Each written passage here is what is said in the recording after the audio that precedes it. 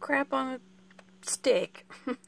I'm going to unpause it, and instead I accidentally stopped it. So this will be in 2 parts, but I want to keep this quick.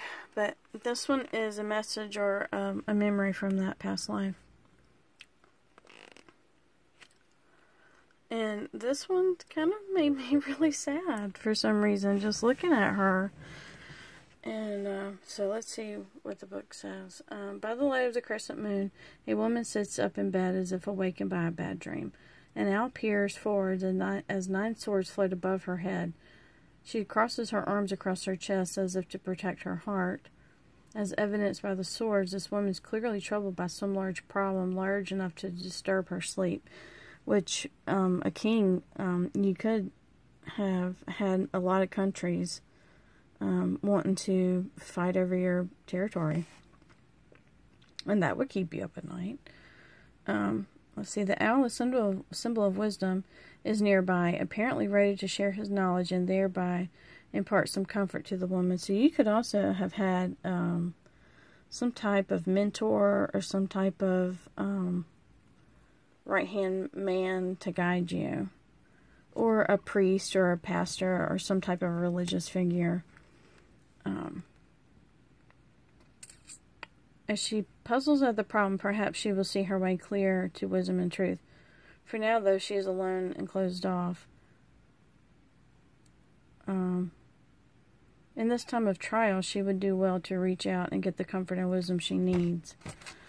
And maybe you felt like you couldn't trust anyone. That's so sad. You're agonizing over something. For whatever reason, you're working through this alone, even though help is nearby. Reach out and allow someone to guide you for comfort.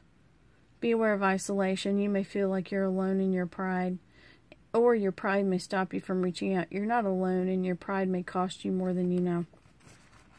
So yeah, like I said, if you've ever watched The Tudors, Henry VIII got very paranoid about who he could trust and who he couldn't trust. And I can see how a king, because sometimes, there are double agents and spies, and I just dropped the last card, that spy on you and go back to, say, the King of France or the King of Spain or whoever, and they tell what's going on. And also, he was extremely afraid of being poisoned, so he would have someone taste his food. And but yeah, you could have either had 9 countries, or 9 different figures or people in your life that you were quarreling with, or you just felt very alone that, with these swords are actually pointing toward you. So you don't, in this card, you don't know where the blows are going to come from. So, I'm kind of glad I didn't leave it at this, and that the next card will be the power from that life that you can bring into your life now. So, or some kind of message or guidance for your life now. And the thing about past lives is that sometimes we do bring that baggage into this life. I had a reading recently that said, this is getting really personal, but I had a reading from a friend of mine that said, well, you inherited a bunch of phobias because you probably either died in a war, or, and I was like, you know what, that feels awfully accurate. And but that is not this life, but I do have weird phobias. So anyway, so I'm going to read the last card. Oh, excuse me. By the way, I hope you haven't heard Jay snoring this whole time. He's asleep in the other room, but has the door open.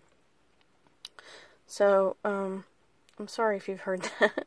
Our house is pretty small, but anyway, that was him just now. Anyway, I'm going to read this. This is Power to Embrace. Or something that you can embrace for your current life. And this is the Seven of Wands. Standing before a door, slightly up into the night sky, a man defends his position, strong and brave. He faces all corners. This is not benevolent competition, rather is more threatening. He is steadfast and feels sure of his will. However, while there is control of will, there is a deeper lack of understanding. His actions are being questioned. While his understanding is imperfect, his convictions carry him through. I feel like this is just saying, you're strong. You're a strong individual. I mean, you're a king. And you have, like it says, his convictions carry him through. You're being asked to defend your actions or beliefs, but do not fear attack. Use the questions raised to clarify your understanding. So you can actually, if someone is questioning you, you can turn that inwards and examine yourself and understand. If your beliefs are sound, a closer examination of them will hurt nothing. It will add to your wisdom. Yeah, so,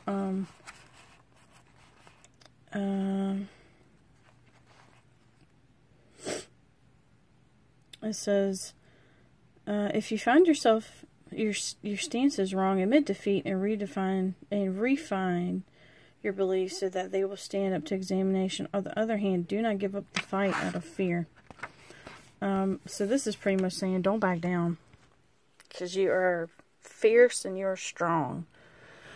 So anyway, I hope, I really enjoyed doing this. And I hope you enjoyed this. This was actually a lot of fun. And, anyway, so and I don't mind doing 2 readings kind of back to back. That doesn't bother me. And I'm just dropped everything. Anyway, I'm never too busy. If you just want to talk, or if you want to learn about some of this stuff, but yeah, I think